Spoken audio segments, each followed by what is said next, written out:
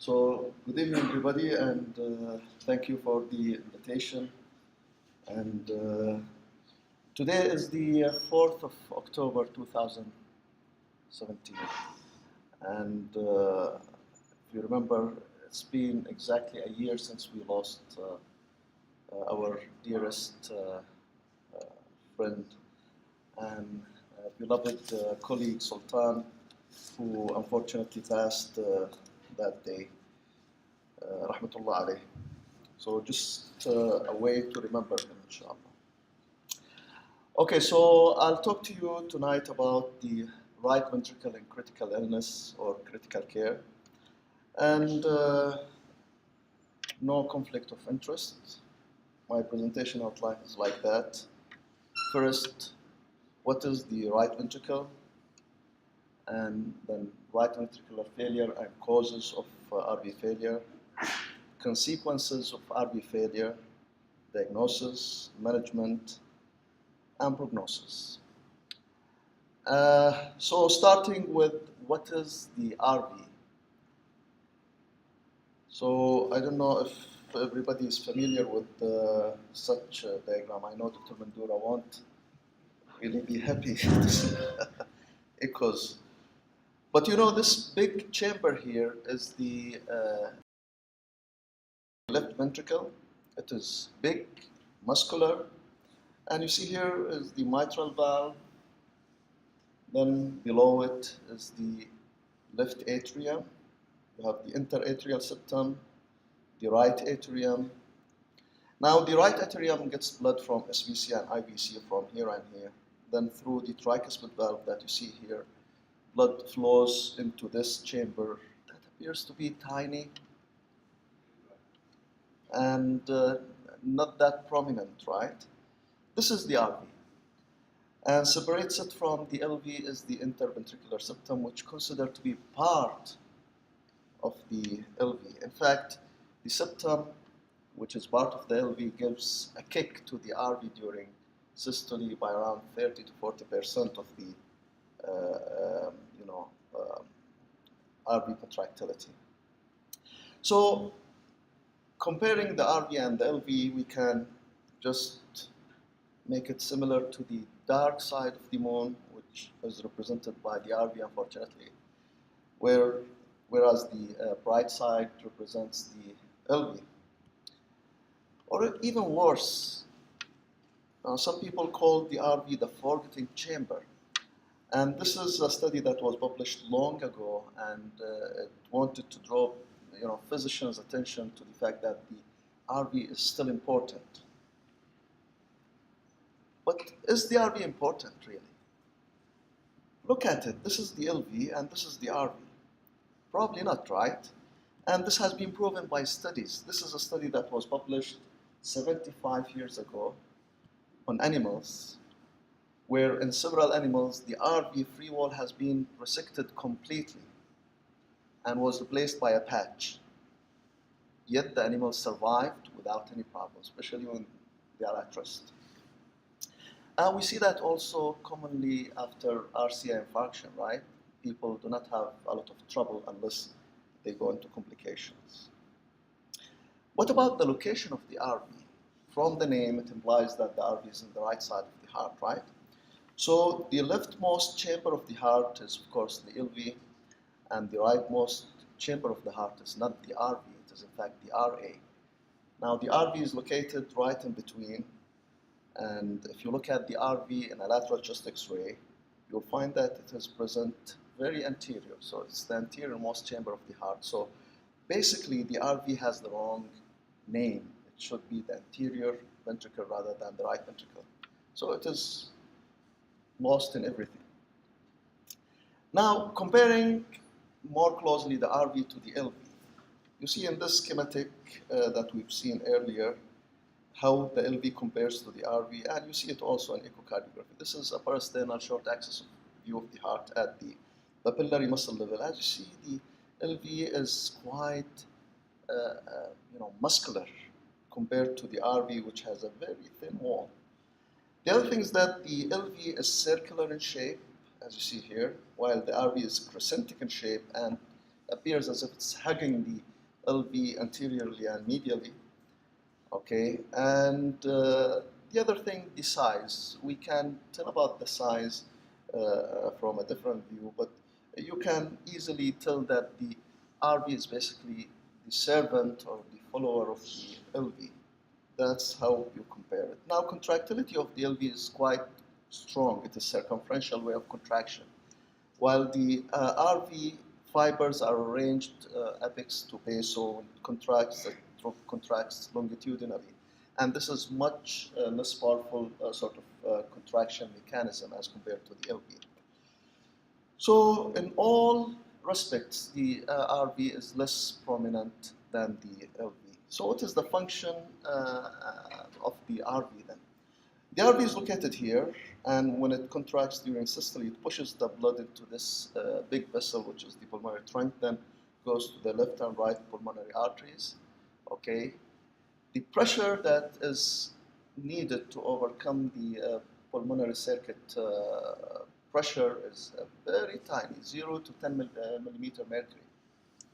So a very thin and less powerful chamber like the RV can easily perfuse the whole lungs without any problem in normal situation.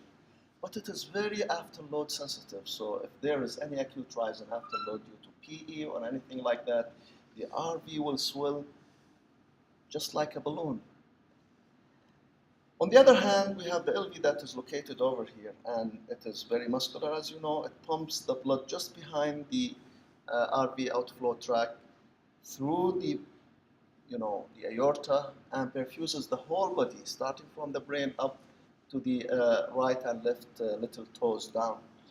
It overcomes a big afterload, big resistance without any problem, because the systemic circuit is a high pressure circuit. And even if there is acute rise in the systemic vascular resistance, that is the LV afterload, it causes no problem to the LV to overcome it. So I would say that the LV probably looks very much like this muscular guy that is so confident and can easily overcome stresses and loads, while the RV is probably similar to this cute, skinny, romantic boy who cannot handle stresses. So any romantic issue, he will collapse. So RV failure and causes for RV failure. We know that the determinants of cardiac output or of stroke volume initially are these: preload, afterload, and contractility. And the product of stroke volume and heart rate is what? It's the cardiac output. And because heart rate is not very important in ICU, it is important, but not very important, we will consider the three factors as the determinants of cardiac output in the right ventricle. Starting with the afterload, any rise in the RV afterload can result in RV failure. And the first cause of afterload increase in the right side is LV failure itself. Acute pulmonary embolism, pulmonary arterial hypertension, chronic lung disease, ARDS, mechanical ventilation, especially with high pressures, and metabolic causes as well. Now, contractility issues of the RV can also result in RV failure, like ischemia, sepsis, acidosis, cardiomyopathy, arrhythmias, myocarditis, and finally, preload disturbances, including, and very importantly, disturbances in the fluid status of the individual or the patient, whether hypo or hypervolemia, especially in the extremes, is very, very important. Shunts, valvular disorders, and tamponade. By the way, I mean by metabolic here conditions like hypoxemia, for example, which results in pulmonary vascular constriction, which could be selective or diffuse, and this will increase the afterload in the RV. Now, reviewing literature, you'll find that the three most common causes in general of RV failure are these: LV failure, acute PE, and ischemia. But this is not true or absolutely true in the ICU. There are many other causes of RV failure that we see much more commonly than the ones in red, like ARDS is very common in the ICU. High pressures with mechanical ventilation, sometimes with even lower pressures. Metabolic causes, as I've mentioned, sepsis, acidosis, arrhythmias, and more importantly, fluid status, especially hypervolemia. I personally believed initially that hypertensive patients will always benefit from fluid, which is in fact wrong. So consequences of RV failure. And to understand the consequences of RV failure, a very important principle is ventricular interdependence, which I'm sure many of you is aware of. Now, this schematic I took from a published European article published recently. And in the left panel here, what you see is the normal LV and RV. As you see, the LV is circular in cross-section, and the RV is crescentic in shape. The septum appears as part of the LV, right? It is contiguous with the LV. During systole, what happens to the septum is that it contracts inwards towards the LV, and this will improve LV ejection. And during diastole, it will relax towards the RV, away from the LV, allowing the LV to dilate, and this will improve LV preload and LV filling. So what happens when there is a problem like volume overload, for example? What happens to the RV is that it will directly dilate. It cannot stand volume, it cannot stand pressure. When it dilates, the RV can easily rupture, by the way. What limits it from being ruptured or prevents that is what? The fibrous pericardium. This is the only thing that stops the RV from rupturing. So what happens is that when the pericardium is stopping the RV from dilating, it will push against the interventricular septum, and now instead of being contiguous with the LV, it will be flattened, and the LV will look like a D-shaped letter or chamber. Now what happens in this case is that the RV will be the dominant chamber, especially when there is long-standing RV overload, and the septum will belong to the RV rather than to the LV. And we'll see this more clearly in the coming slides. So this is an echocardiography for one of our patients who have long-standing RV pressure and volume overload. This is the normal to compare. As you see, the RV is quite huge. The muscles are quite hypertrophied. And the LV is becoming the tiniest chamber over there with a D-shaped structure to it. And there is a wiggly movement of the interventricular septum that we will see more clearly in the apical four-chamber view here. This is the normal. As seen in the normal, the LV is like 3 times probably bigger than the RV, while here the RV is becoming the dominant chamber. This is the same patient that I've shown earlier. You see that the muscles are quite developed now. You see that the LV is probably 1/3 or 1/4 the RV size. And you see the wiggly movement of the interventricular septum. Now the interventricular septum, moves with the RV movement. So during diastole, it moves towards the LV, impairing LV filling. During systole, it moves toward the RV, impairing LV ejection. That is why it has been said, and it is still said, that when the RV behaves like the LV, the heart is in trouble, which is very true. So I've taken this algorithm from the same article that I've shown earlier, and it shows nicely how things get really bad when a patient with RV failure gets into your unit.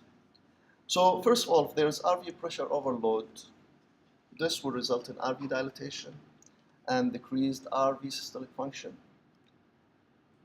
Of course, the RV output will be impaired, and because of ventricular interdependence, the LV output, preload, and also output will be impaired, resulting in decreased cardiac output, hypotension, and shock, and this will result in organ dysfunction or failure.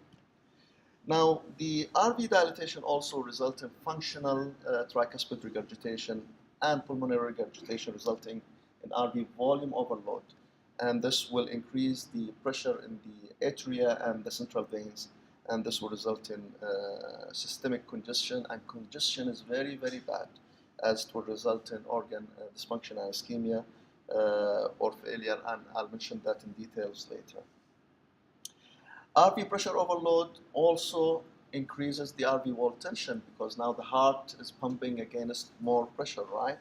And this will increase oxygen demand and consumption. At the same time, the decreased cardiac output and the decreased pressure in an RCA, which is already compressed by the dilated RV, will result in decreased coronary perfusion, and this ultimately will result in arrhythmia and RV ischemia, and this will further decrease the RV systolic function. So we are having here basically multiple vicious circles that will keep acting badly in the patient's heart to the limit that things will get worse day after day. And to understand how congestion is bad, I'll talk about Mr. Saleh, who was one of our patients months ago. He's a 60-year-old man, no known clinical illnesses in the past, and he seems to be a respected person in his tribe.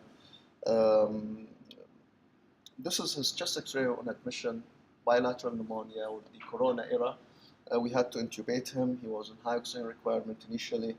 And a few days later, he started to improve. But one of our colleagues requested to me an unnecessary CT scan with contrast. And to our surprise, there were multiple PEs in that CT scan that we had no clue of their presence.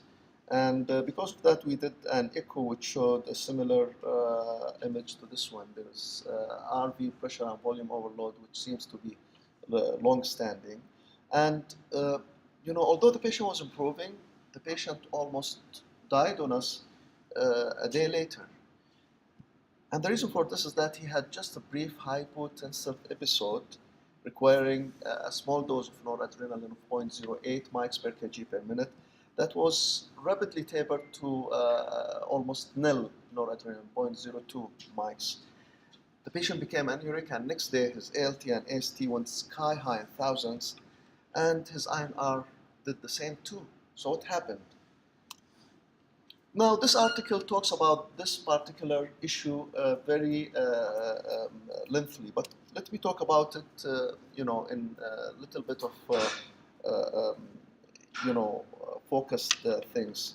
Now remember that with RV dilatation, we'll have a tricuspid regurgitation, and we can measure, TR jet velocity using the spectral Doppler, which we did here. This is the TR jet, and the maximum velocity is 236 centimeters per second, which is around 2.4 meters per second. So imagine the TR jet maximum velocity is like 2.5 meters per second, which is really a big speed, which means that the blood will flow from the RV to the RA upwards through the SVC and downwards through the IVC. So you have retrograde flow of blood now.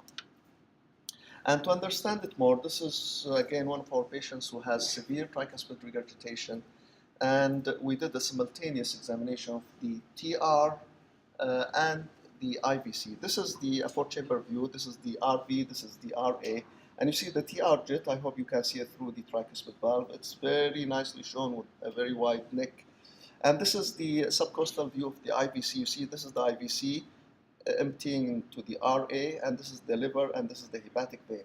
If you look during systole, when the TR jet starts, the flow is red through the IVC, which means that the flow is now retrograde from the RA to the IVC down to the other organs. But it is shown here more clearly that the flow from the IVC to the hepatic vein during systole is taking place, right? So there is no doubt about the fact that there is retrograde flow in the IVC and the hepatic veins during systole, of course, and this will result in hepatic congestion. And there will be impaired perfusion of the liver during systole, okay? Probably cessation, total cessation of the arterial perfusion of the liver during systole because of the backwards or retrograde flow through the hepatic veins. And so the liver perfusion relies on the arterial flow during the diastole, and this will be supported by MAB. So if there is drop in MAB because of any reason, probably there is complete cessation of perfusion of the liver, and that's why the patient develops hepatic ischemia, and you see that the enzymes went up very badly, as well as the INR. Of course, it recovered afterwards. Similarly, with the kidney, there will be decreased cardiac output, and the first organ to be affected in shock is the kidney, in addition to the increased venous pressure. And just to scare you a little bit, look at the IVC in a patient with severe RV failure. It's very huge compared to the aorta, which appears to have a diameter that is probably 50% of the IVC diameter. But more importantly, look at the the renal veins. They're very engorged. In fact, in normal individuals' CT, you can hardly see the renal veins. Look at them here. They are very prominent. And this explains why these patients go very fast into acute renal shutdown. Next is diagnosis. I'll try to be fast because I don't want it to cut again. So biomarkers are used. They are good. They help you in some sort of prognostication. It is done. It doesn't need your hand to hold the probe, etc. So let's talk about them then. The first biomarker is troponin, especially in patients with PE who developed acute RV failure. Now, the cutoff limit is 14 picogram per mil, and it has been shown that if you have this level or higher, then it is very sensitive and specific for acute RV failure in such circumstances. If you combine this with a clinical scoring system, the adverse reaction can be even tested or discovered, and this is the simplified PE severity index combined with the troponin. BMP and troponin together, when elevated in patients with acute RV failure, especially in long-standing pulmonary hypertension that is acute or chronic RV failure, then this indicates poor prognosis. Now, acute cor pulmonary, which is acute RV failure in patients with ARDS, is something that has been tested in this very nice study or a cohort study, in fact, that was published, including 750 ARDS patients. And imagine that 22% of these patients developed acute heart failure, acute RV failure or acute cor pulmonary related to ARDS. So it's not very uncommon. And this study developed a very nice score called ACP, or Acute Cor Pulmonary Risk Score, and it chose 4 parameters to test patients for ACP, including pneumonia as a cause of ARDS. This will get 1 point. Driving pressure that my colleague Abdulaziz have spoken about, more than or equal to 18 cm water, you will get 1 point. PF ratio of less than 150, 1 point. And PCO2 of more than or equal to 48, another point, and total score of 4 out of 4. And if you have a score of 4, then the chances that your patient will have acute RV failure because of ARDS is around 70% or even a little higher, which is quite good. Now, echocardiography is probably the easiest and most important way of detecting RV failure, but also it helps you to identify most of the causes, but not all. For example, here you can identify that the patient has RV failure because of tamponade. There's pericardial effusion anteriorly more than 5 millimeters. Of course, you have to look for the collapsibility. The RV wall thickness tells you that if more than 5 millimeters, that this is long-standing. Now, the IVC size and collapsibility, as you know, is very important. The TR jet maximum velocity is also important, more than 2.8 meters per second. TAPSI, we know that. And RV to LV diameter is also important. If it approaches or becomes more than 1, then this is bad. In addition to other important things that are advanced and done usually by cardiology. Now, what about invasive monitoring using, Swan gas? This is rarely necessary. Most of the time, you will be able to diagnose RV failure as well as the cause of RV failure without the use of a PA catheter. So management. Now we'll start with basic measures, and course, treating the underlying condition is very important, like PE, RV ischemia with recanalization, tamponade by draining, etc. Then, if the patient requires intubation, don't be scared that the patient has RV failure. The patient will deteriorate after intubation. If the patient needs intubation, just go ahead and intubate him. But make sure that you have vasopressors or phenylephrine on hand, on board, because these patients are preload dependent, right? So once you intubate them, start bagging them, they'll lose their preload and they may arrest. And we've seen this in acute PE. Avoid hypoxemia and also hypercapnia because these have their own bad effects on the RV, especially when it's failing. Now we sometimes harm the RV by applying unnecessary high pressures with mechanical ventilation. So try to make sure that your plateau pressure always below 27 if possible. You can utilize a low tidal volume, high RR strategy if there is no auto PEEP. Adequate but not overly high PEEP. And you can utilize frequent recruitment to decrease the PEEP further. Prone positioning is also important, especially if your PEEP ratio is in the lower side. And this study, in fact, used a PEEP ratio of less than 100, and it showed that prone positioning unloads the RV in patients with severe ARDS. Sorry? Probably. The mechanism is not known, but probably because of the pressure, yes. Now, avoid excessive volume, and we'll talk about this more later, and avoid hypotension because this will result in organ congestion and hypoperfusion also. Manage acidosis early. And I will refer you to this very nice article that was, it is a review article that was published by several experts in multiple fields in medicine in Europe. And I took this stepwise management approach from this article in patients with acute RV failure. So it's the same thing that we've spoken about earlier. So assess severity using clinical evaluation, as we all know. Then biochemical evaluation. And here we don't only talk about lactate. Remember, liver and kidney are very, very important. So your kidney failure could be related to RV, not because of sepsis or anything like that.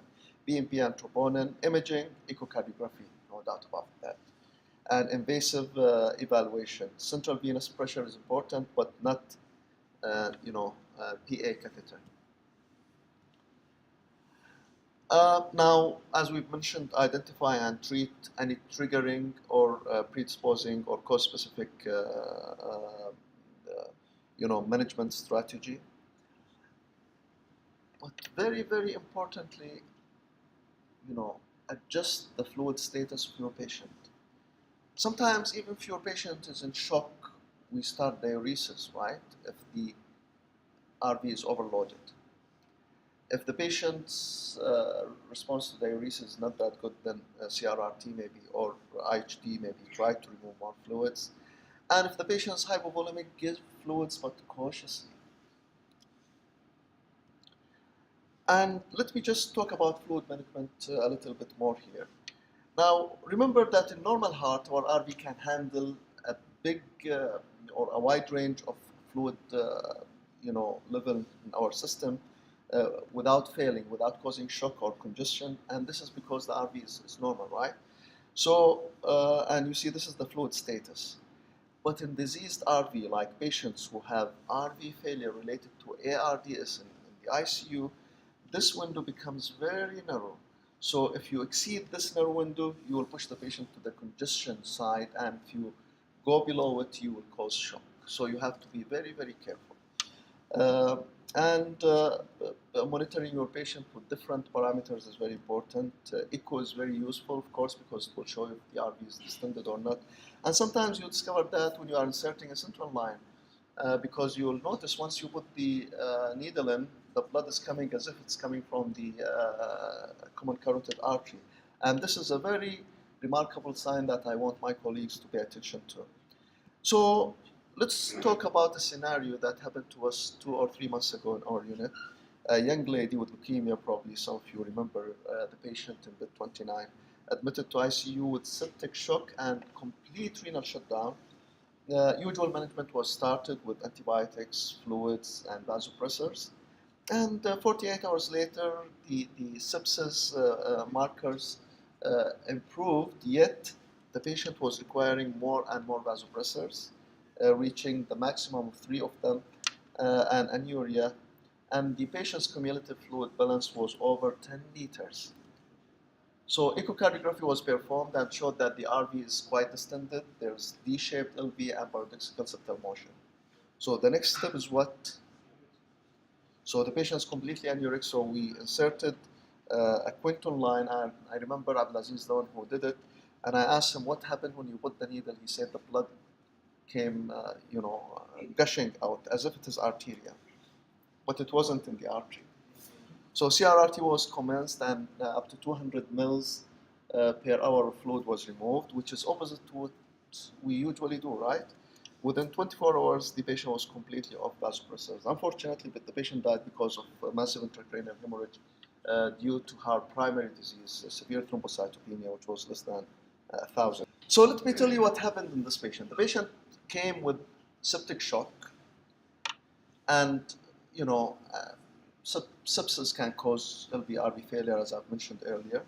So probably because of the mechanical ventilation, pneumonia, etc., the patient had acute RV failure while in the ICU. So we started giving fluids and vasopressors, and we couldn't recognize this window here because the patient was still in septic shock, and we exceeded that to the limit of venous congestion. And then when we discovered that the patient had fluid overload, we started lowering the intravascular volume by dialysis until we reached the appropriate fluid status. So you have to be very, very, very cautious in such cases. Now, monitoring the patients is very important.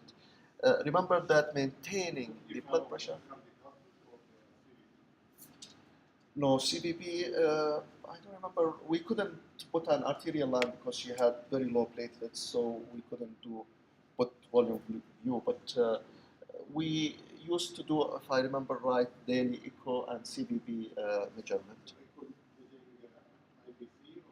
IBC and RV. So it's very important that the map remains normal. To prevent organ congestion. Inotropes are useful, but not the first line of therapy, and inhaled nitric oxide and prostacyclin may decrease the afterload. And just a little bit about levosimendan. Levosimendan has been found to improve the RV function nicely, probably because of pulmonary vasodilatory effect. So now, if your patient did not improve with everything, remember that patients with RV failure, especially long-standing, have poor prognosis. So you can, if you can put them on advanced, techniques or procedures like ECMO. You can even consider intra-aortic balloon for coronary perfusion, basically, or biventricular assist devices. But remember, because of the poor prognosis, you have to stratify your patient, whether the patient will improve or not. So remember that you need to bridge your patient, right, to something.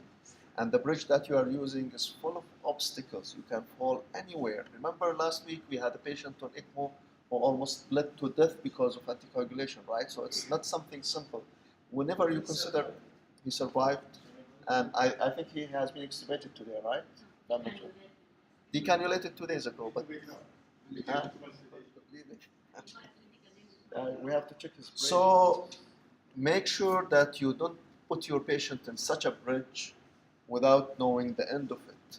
And bridge to nowhere is the thing that you should and you must avoid.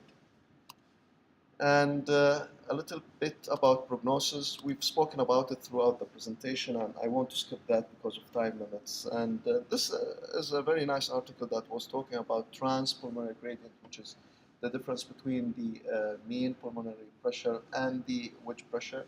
And it's understood that the higher this gradient is, the worse the prognosis will be. So finally, RV by itself is not important until it fails. And when it fails, it becomes everything. And patient's life will rely on it. Just ignore the LV, try to treat the RV. And by this, I will end and thank you very much.